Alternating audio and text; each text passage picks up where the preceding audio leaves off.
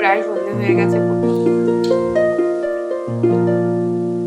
Morning everyone, welcome back to my channel Puja লাইফস্টাইলে আবার একটা নতুন ভিডিও নিয়ে সবাইকে জয়গুরু জানিয়ে চলে আসলাম।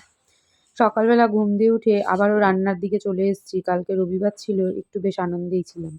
সকাল সকাল উঠে রান্নাঘরে আসতে হলেও কিন্তু একটু দেরি করে এসেছিলাম, কিন্তু আজকে সকালবেলা ঘুম থেকে উঠেই চলে আসতে হয়েছে। আজকে সকালে ঘুম থেকে উঠতেও আমার অনেক তাড়াতাড়ি হয়েছে, মানে লেট হয়নি। কারণ মনার আজকে থেকে তো পরীক্ষা শুরু, সরি কালকে থেকে ওর পরীক্ষা শুরু হয়ে গেছে। মানে কালকের পরীক্ষাটাকে আর অতটা ধরিনি কেন? কারণ গণেশ ছিল বাড়িতে, আমার অতটা চিন্তা ছিল না যে আমাকে নিয়ে বেরোতে হবে। আমি ওর সাথে গেছিলাম ঠিকই, কিন্তু বেরোতেই হবে। মানে আমি যদি বাই এনি চান্স যেতে না পারতাম, তাহলে আমার অপশান ছিল যে গণেশ নিয়ে যাবে। যেমন ধরো ছুটির সময় আমি আর আনতে যাইনি, কিন্তু আজকে কিন্তু আর সেই অপশান নেই। আজকে তাই আমাকে তড়িঘড়ি উঠে সমস্ত কাজ সেরে নিতে হচ্ছে, কারণ আমাকে মনাকে দিয়েও আসতে হবে, আবার নিয়েও আসতে হবে। গণেশ ঘুম থেকে উঠেছে, উঠে এখন যাবে একটু হাঁটতে।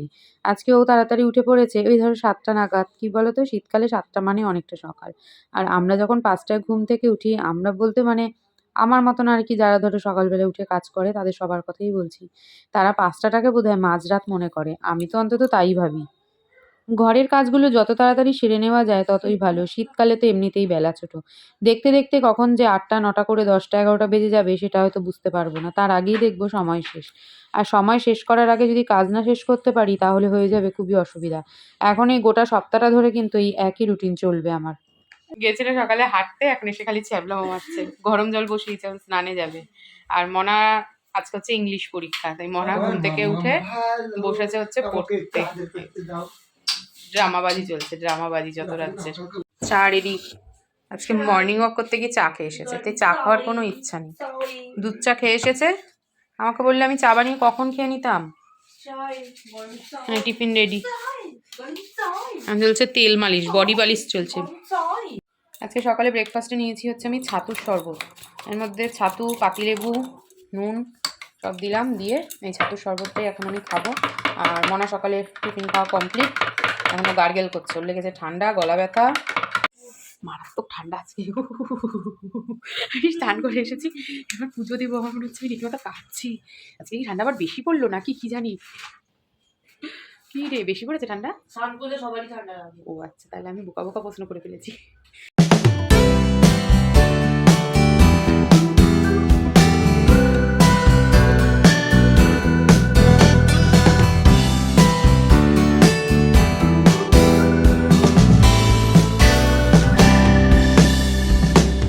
একবার বসেছি তো, আর এখন উঠতে ইচ্ছা করছে না। এখন অনেক কাজ বাকি, কালকে সবজি কাটতে হবে, সবজি কাটিনি।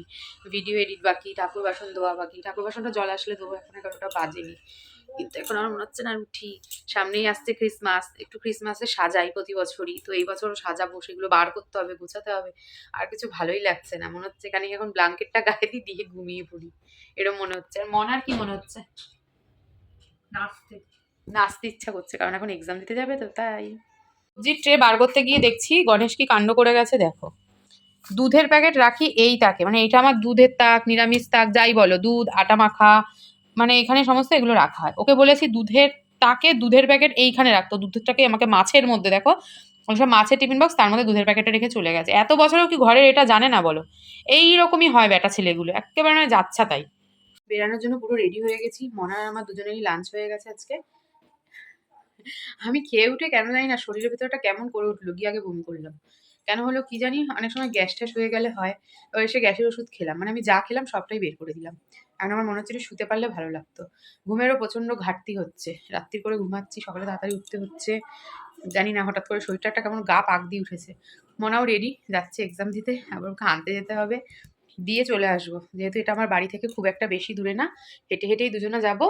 ওকে ঢুকিয়ে আমি চলে আসবো, কারণ সেই 4টের সময় ছুটি তো, 3 ঘন্টা ধরে আর বসে টসে থাকবো না, চলে আসবো।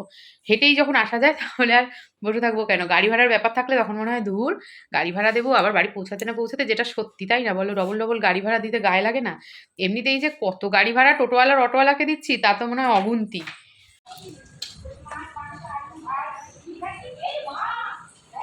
চলো, চলে এসেছি। আর এত আমার মানে শরীরটা ক্লান্ত লাগছে, বমি করে সাথে সাথে গেছি তো, মনে হচ্ছে এখন আমার খুব ঘুমও পাচ্ছে আর ক্লান্তিও লাগছে। তো চলো এখন একটু ঘুমাই, ঘুম থেকে উঠে মনাকে আনতে যাবো, মনাকে বলেছি অ্যালার্ম দিয়ে যা, কারণ বাই চান্স যদি টাইমে ঘুম না ভাঙে তাহলে অসুবিধা হবে। প্রায় চলেই এসেছি, আর দুপুরে একটু ঘুমায়নি, একটুও না। এবার মনা যেহেতু পরীক্ষা দিচ্ছে, বাইরে স্কুলে থাকলে দেখতে একরকম, আর এই সোয়েটার এখন পরে এসেছি, ভাবলাম বিকেল হয়ে গেছে এখন একটু ঠান্ডা ঠান্ডা লাগবে, দূর ছাই লাগছে, সে বিরাট গরম, কোনো ঠান্ডা তো নেই, গরম লাগছে।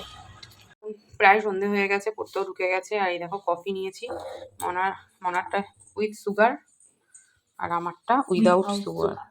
দেখে নেবা কোনটা উইদাউট সুগার, বাবা এটা দেখ কাপেটা আসছেই না, মানে ফ্ল্যাশে। আর দুধ জাল বসিয়েছি, দুধটা গরম হলে তারপরে খাবো। সাথে কি দিয়ে খাবো বলো তো, চলো দেখাই কি দিয়ে খাবো। বাবুজি কেক, 8টার সময় বাবুজি কেক নিয়ে এসেছিলাম, এখন সেটা দিয়ে খাওয়া হবে। আর মনুর পরীক্ষা দিয়ে আসার পর মনু খানিকক্ষণ টিভি দেখছিল,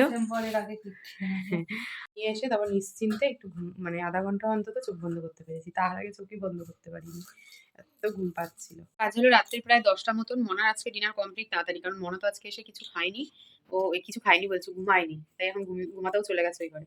ঘুমাবে কখন তার কোনো ঠিক নেই, আর আমারও ঘুমে চোখ ঢুলছে। এখন খাওয়া দাওয়া করবো, গণেশও চলে এসছে।